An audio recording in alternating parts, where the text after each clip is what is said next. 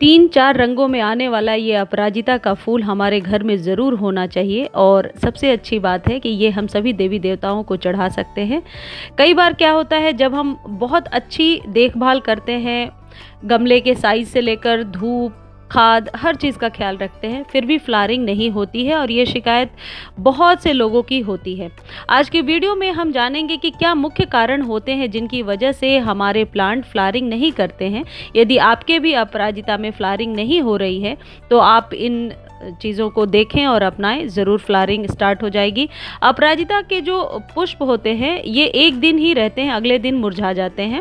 Full sunlight का पौधा होता है और ये बेलें होती हैं जो सालों भर फ्लावरिंग करती हैं।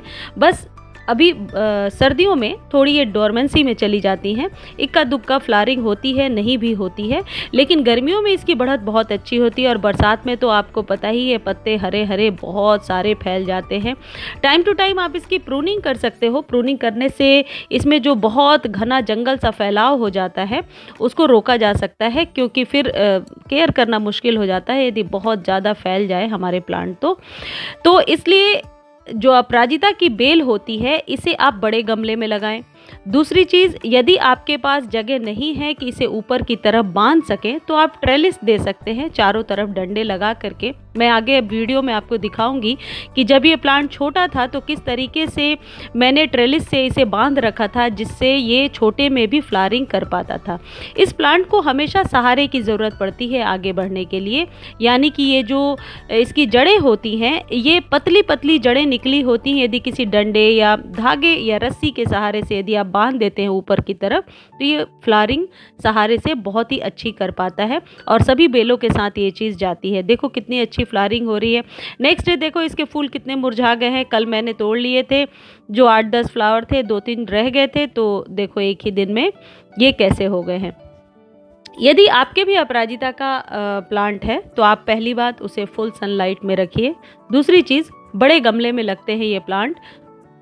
वाटरिंग इसे डेली करनी होती है, क्योंकि पानी ज़्यादा चाहिए। जाहिर है वही फार्मूला हम अपनाएंगे जब ऊपर से मिट्टी सूख जाएगी तो हम वाटरिंग करेंगे। मैं आपको बताऊंगी किस ऑर्गेनिक फर्टिलाइज़र का आप सहारा ले सकते हैं, जो ऑलमोस्ट फ्री है और उससे फ्लावरिंग भी बम्पर होती है, बहुत अच्छी फ्लावरिंग होती है। इस प्लांट को नाइट्रोजन और पोटेशियम युक्त खाद चाहिए। तो पोटेशियम के लिए क्या चीज़ है जो घर से ही ले सकते हैं, और नाइट्रोजन युक्त खाद भी हम अपने घर से बना सकते हैं। अपराजिता के पौधे को कोशिश करनी चाहिए कि हमें केमिकल युक्त खाद ना देना पड़े, क्योंकि ये ऐसे प्लांट होते हैं जिन्हें यदि आप फर्टिलाइज़र देना भूल जाते हो, नहीं भी फर्टिलाइज करते हो, तो भी ये अपने समय पे फ्लावरिंग ज़रूर करते हैं। बहुत रिच फर्टिलाइज़र ये आपसे नहीं मांगते हैं। देखो ये जो प्लांट है, इसको ऊपर से मैंने मल्च कर दिया था पत्तों से। धूप बहुत तेज़ थी और एक दिन पानी मैं नहीं डाल पाई किसी कारण से। तो कई बार क्या होता है, फ्लावरिंग प्लांट को नमी चाहिए नीचे से, यानी कि बहुत ज़्यादा ड्राई हो जाने के बाद फ्लावरिंग नहीं हो पाता है। और ये सभी फ्लावरिंग प्लांट के साथ जाता है कि यदि आप ऊपर से मल्च करके रखोगे तो मिट्टी क्या होती है, नीचे से नम होती है, सौगी तो नहीं होती है। देखो सौगी बिल्कुल भी नहीं है, लेकिन मिट्टी इतनी नम है कि यदि इसे मुट्ठी बनाओगे तो ये लड्डू सा बन जाएगा।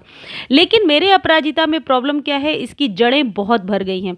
बरसात में जब बरसात का पानी हमारे गमले में जाता है, तो जितनी ऊपर से बढ़ती है प्लांट की बढ़त होती है, उतनी ही बढ़त नीचे से होती है, यानी जड़ें बहुत फैल जाती हैं।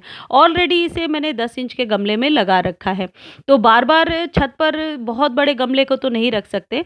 तो फिर ऐसे में क्या करना होता है, जड़ों की प्रूनिंग करना बहुत ज़रूरी है। सबसे पहले बिना जड़ों को डिस्टर्ब किए हुए आप जड़ों को हटा दीजिए। देखिए इसकी जड़ें कितनी फैल गई हैं, इनको आप कैंची की सहायता से प्रून कर दीजिए, लेकिन मेन रूट को डिस्टर्ब नहीं करना है।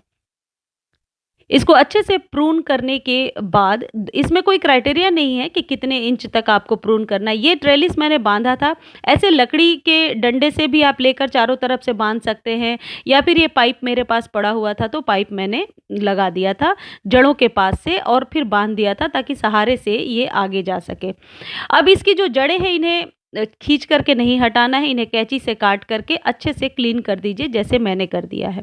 ऊपर से केले के छिलके आप कट करके भी डाल सकते हैं, या फिर छोटे-छोटे कट पीसेस बना के डालिए, या मैं तो ऐसे ही डाल देती हूँ।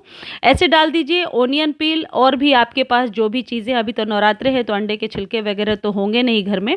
अदरवाइज़ अंडे के छिलके और ओनियन पील और बनाना पील ज़रूर डाल दीजिए। ये पोटेशियम का एक बहुत ही अच्छा ऑर्गेनिक स्रोत है। ये डालने के बाद आपको और कोई खाद डालने की ज़रूरत नहीं पड़ेगी और बहुत ही अच्छी फ्लावरिंग होगी। इसमें डीएपी या ऐसी किसी खाद की ज़रूरत नहीं, क्योंकि इसकी स्टेम इतनी ही पतली रहती है। इसकी स्टेम बहुत मोटी नहीं होती गुड़हल वगैरह की तरह। तो इसलिए यदि आप इसमें डीएपी नहीं डालते हैं, पोटाश नहीं भी डालते हैं और सिर्फ पोटेशियम युक्त खाद डालते हैं, तो भी फ्लावरिंग बहुत अच्छी होगी। नाइट्रोजन के लिए हम क्या करेंगे, घर में जो यूज्ड टी लीफ है उसे आप अच्छे से वॉश कर लीजिए, धो लीजिए, धूप में सुखा लीजिए और फिर या तो पाउडर बनाकर रख लीजिए, 1-1 चम्मच हर एक 10 डेज़ 15 डेज़ पर आप दे सकते हैं, या फिर उसे यदि डायरेक्टली देना चाहते हैं तो पहले ऊपर से मल्च कर दीजिए, बिछा दीजिए और उसके बाद धीरे-धीरे मिट्टी की गुड़ाई करके उसको नीचे कर दीजिए। डायरेक्टली चाय पत्ती को यदि हम बिना सुखाए हुए या अच्छे से बिना वॉश किए हुए यदि डालते हैं, तो कई बार मैंने देखा है कि कीड़े ज़रूर पनप जाते हैं, क्योंकि उसमें दूध भी होता है और हम लोग अदरक वगैरह भी डालते हैं, तो उससे कीड़े बनते हैं। इसलिए चाय पत्ती यदि यूज्ड टी लीफ आप डाल रहे हैं, बहुत सावधानी से डालिए। लेकिन नाइट्रोजन का फ्री का एक बहुत ही अच्छा स्रोत है ये, इसलिए यूज्ड टी लीफ तो घर में जो भी निकल रहा हो उसे अच्छे से वॉश करके आप पाउडर बनाकर रखना शुरू कर दीजिए। आगे जितने भी एनुअल्स जो भी अभी आपके जो आप फ्लावरिंग के लिए लगाओगे प्लांट, उसमें वो बहुत ही काम आने वाला है। तो इसमें आप नाइट्रोजन युक्त खाद दे दीजिए और पोटेशियम युक्त खाद दे दीजिए। इसके बाद यदि आपने ट्रेलिस से नहीं बांध रखा है या फिर आपके छत पे या जहाँ भी बालकनी में आपने लगा रखा है वहाँ ऊपर की तरफ बांध सकते हैं, तो ऊपर की तरफ बांध दीजिए। इस बनाना पिल लिक्विड फर्टिलाइज़र को भी आप दे सकते हैं यदि जड़ें नहीं भरी हैं, जड़ों की खुदाई नहीं करना है आपको, जड़ों की प्रूनिंग नहीं करना है, तो आप क्या करोगे, ये बनाना छिलके लेकर के आप 2 दिनों तक पानी में भिगो कर रखोगे। अब देखो हम क्यों कहते हैं कि 2-3 दिनों तक इसे पानी में भिगो कर रखना है। जाहिर है इसके जो पार्टिकल्स हैं, इसके जो कण हैं, उनको पानी में मिलने के लिए आप खुद देख लो कम से कम 48 घंटे तो ज़रूर लगते होंगे, 2-3 दिन तो ज़रूर लगेंगे कि इसमें जो भी तत्व है वो वाटर में मिले। इसलिए सुविधा अनुसार 2 दिन या 3 दिन तक इसे हम छोड़ देते हैं। उसके बाद इसे डायरेक्टली नहीं डालते हैं, क्योंकि फंगस भी क्रिएट हो सकता है। ऑलरेडी ये फर्मेंटेड है।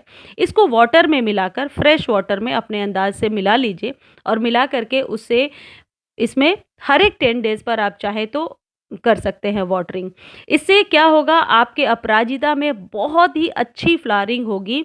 और सबसे अच्छी बात है कि इसमें बीज बनते जाते हैं, इसमें फलियां बनती हैं और उन फलियों को यदि आप इकट्ठा करके रखते हैं सूखने के बाद, तो उससे आप नए नए प्लांट भी तैयार कर सकते हैं। यानी ये जो अपराजिता है, ये एक बार यदि आपके गार्डन में आ जाए तो ये जाने वाला नहीं है। इसकी यदि थोड़ी सी आप केयर करें तो ये फिर बहुत ही अच्छे से फ्लावरिंग करेगा। ज़्यादा केयर भी नहीं मांगता, बस टाइम टू टाइम खाना तो सभी लोगों को चाहिए, हमें ह्यूमन बॉडी को भी चाहिए तो प्लांट्स को भी चाहिए।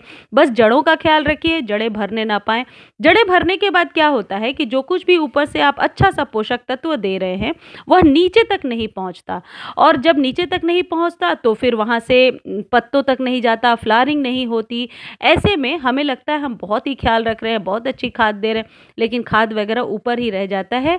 हमेशा हम ये चीज़ हम गार्डनर आपको बताते हैं कि मिट्टी में एरिएशन होनी चाहिए। एरिएशन यानी कि हवा का दबाव नीचे तक जाना चाहिए, जो कुछ भी हवा है वह नीचे तक जाना चाहिए। इसलिए जड़ों का खुला होना बहुत ही ज़रूरी